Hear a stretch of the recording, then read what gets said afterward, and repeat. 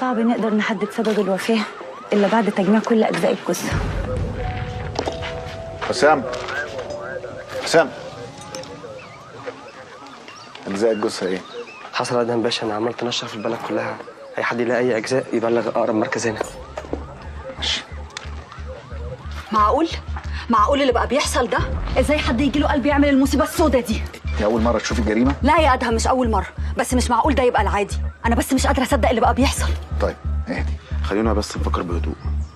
ايه السبب اللي يخلي حد يقطع رقبة واحد؟ ممكن يبقى عايز يخفي شخصيته، بس هو ما حاولش يشوه ملامحه. يبقى اللي قتل ما قتلش عن عمد وكان عايز يخفي الجثه وبسرعه.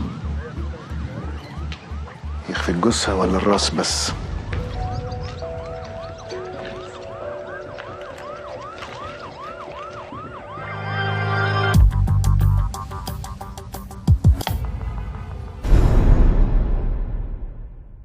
لموها من صناديق الزبالة في القناطر. كلهم لنفس الشخص؟ إيد على رجل، كبد، قلب. خلاص يا وفاء، شايفه والله السؤال ابسط من كده. بقية الأجزاء جاري البحث عنها، بس الأجزاء اللي موجودة كلها بتقول إنها لشخص واحد.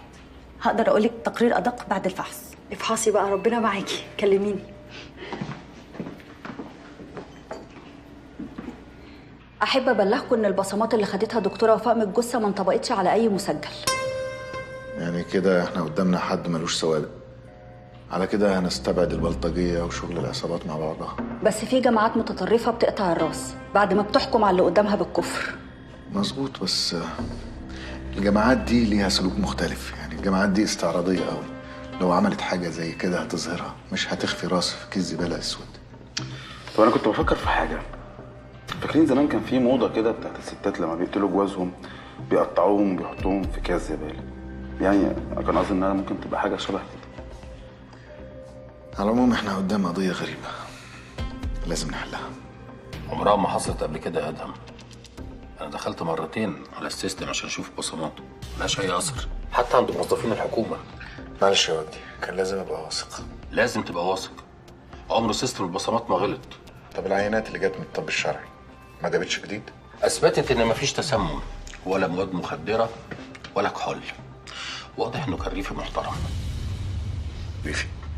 اشمعنى ريفي يعني؟ ابن البلهارسيا. مالك يا ادهم؟